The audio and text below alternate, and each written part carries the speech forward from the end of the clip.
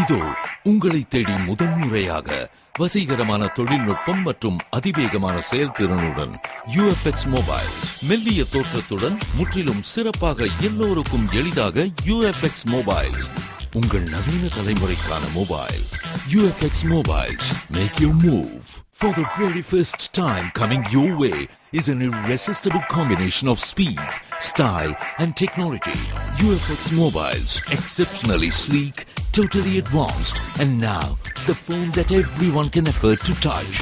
Your next generation mobile. UFX Mobiles. Make your move.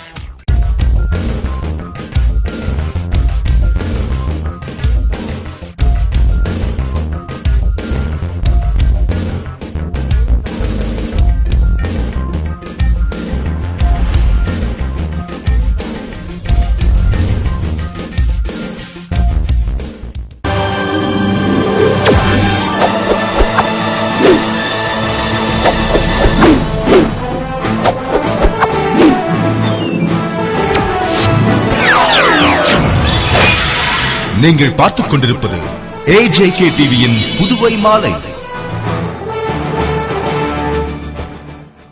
வணக்கம். புதுவை அரசு திட்டம் மற்றும் ஆராய்ச்சி சார்பில் ஆளுநர் இக்பால் சிங் தலைமையில் நடைபெற்ற திட்டக்குழு கூட்டத்தில் முதல்வர் ரங்கசாமி மற்றும் எதிர்க்கட்சித் தலைவர் வைத்திலிங்கம் உள்ளிட்டோர் பங்கேற்றனர்.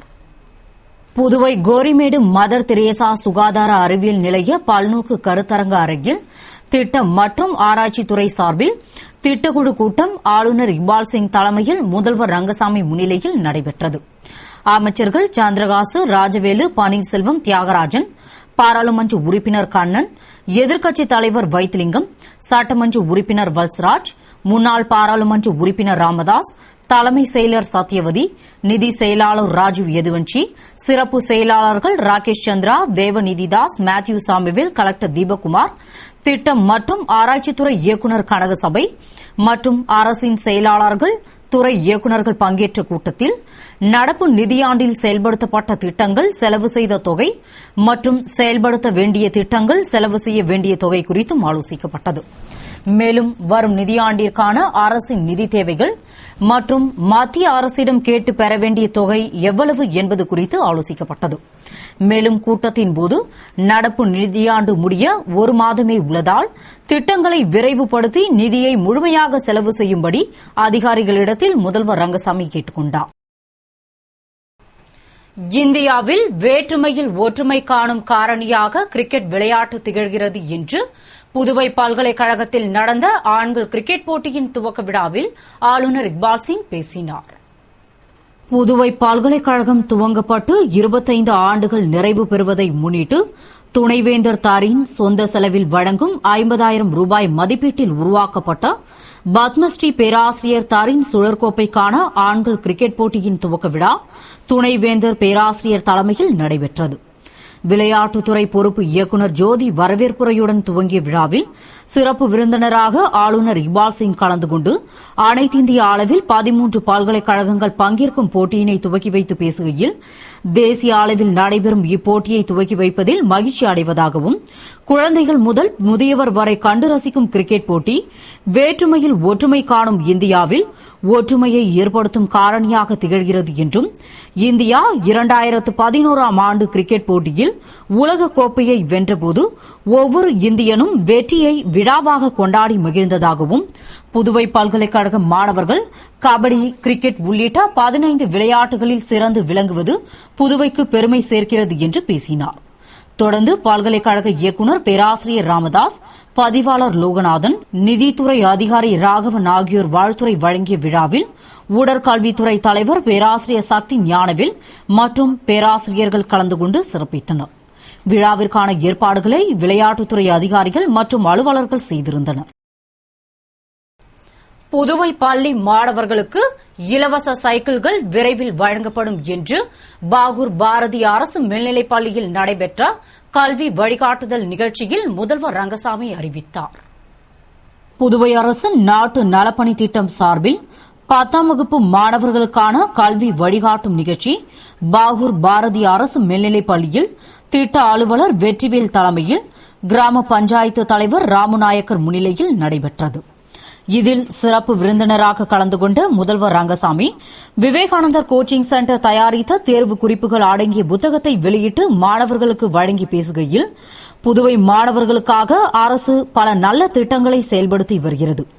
அதை மாணவர்கள் பயன்படுத்தி வெற்றி பெற வேண்டும் என்றும், மேல்நிலை கல்வி மட்டுமில்லாது உயர்நிலை கல்வியிலும் புதுவை 2வது இடத்தை பிடித்திருப்பது பெருமையாக உள்ளதாகவும், மாணவர்கள் என்ன படிக்க நினைக்கிறார்களோ அதற்கேற்ப கல்லூரிகள் புதுவையில் உள்ளதாகவும், இங்குள்ள பொறியியல் கல்லூரியில் ஐடி பயிலும் மாணவர்கள் தங்களுக்கு புதுவையிலேயே வேலைவாய்ப்பை ஏற்படுத்தி தர வேண்டும் என்று கோரிக்கை வைத்ததால் புதுவையில் ஐடி பார்க் கொண்டுவர 38 ஏக்கர் நிலம் ஒதுக்கப்பட்டுள்ளதாகவும், இதற்காக தொழில் நிறுவனங்களை துவக்க அரசு தீவிர நடவடிக்கை எடுத்துள்ளதாகவும், மாணவர்கள் தங்களுக்கு இலவச சைக்கிள் வழங்க வேண்டும் என்று வைத்துள்ள கோரிக்கையை ஏற்று விரைவில், அதாவது மார்ச் மாதமோ அல்லது விடுமுறை முடிந்து பள்ளி துவங்கும் போதோ இலவச சைக்கிள் வழங்கப்படும் என்று பேசினார்.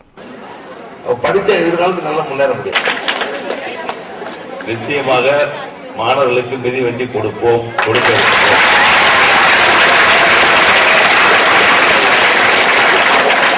அதற்கான ஒப்பந்த புள்ளி எல்லாம் கோரப்பட்டு விட்டது.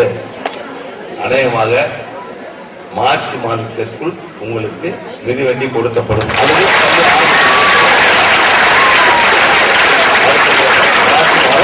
அடுத்த பள்ளித்துறையோட மாணவர்களுக்கு மிதிவண்டி கொடுக்கப்படும் நிச்சயமாக. ஆனா நான் தேர்தலில் வரும்போது என்ன கேட்டாங்க, நீங்க வந்தீங்கன்னா மிதிவண்டி நிறுத்த மாட்டீங்களா, கொடுப்பீங்களா அப்படின்னு கேட்டாங்க. நிச்சயமா கொடுப்போம் சொன்னோம். அதற்கு நடவடிக்கை எடுக்கப்பட்டு இப்போ ஒப்பந்தப்படி கோரப்பட்டிருக்கின்றது. விரைவிலேயே மிதிவண்டி வழங்கப்படும் என்பதை இங்கே நான் உங்களுக்கு. விழாவில் சிறப்பு அழைப்பாளராக அமைச்சர் தியாகராஜன் கலந்து கொண்டு சிறப்புரையினையும், திட்ட இணைப்பு அலுவலர் ஏமுராஜன் பாராட்டுரையினையும், பள்ளி முதல்வர் கோமதி வாழ்த்துரையினையும், செயல்பாட்டு குழு தலைவர் ஆதவன் இணைப்புரை வழங்கிட, நிறைவில் தொடர்பு குழு தலைவர் ஜானகிராமன் நன்றி உரைத்திட, இனிதே முடிந்த விழாவில் விவேகானந்தா கோச்சிங் சென்டர் நிறுவனர் VCC நாகராஜன் உள்பட பலரும் பாகூர் அளவிலான 9 பள்ளிகளைச் சேர்ந்த 10ஆம் வகுப்பு மாணவர்கள் கலந்து கொண்டனர். புதுவை அமெச்சூர் சாப்ட்பால் சங்கம் சார்பில் பாத்திமா மேல்நிலைப் பள்ளியில் நடைபெற்ற மாநில அளவிலான ரோலிங் டிராபி சாம்பியன்ஷிப் போட்டியின் பரிசளிப்பு விழாவில் முன்னாள் நகரமன்ற துணைத் தலைவர் திரு ஜான்குமார் கலந்து கொண்டு பரிசுகளை வழங்கி பாராட்டினார். புதுவை பாத்திமா மேல்நிலைப் பள்ளியில் பாண்டிச்சேரி அமெச்சூர் சாப்ட்பால் சங்கம் சார்பில் 16வது மாநில அளவிலான ரோலிங் டிராபி சாம்பியன்ஷிப் சாப்ட்பால் போட்டி நடைபெற்றது.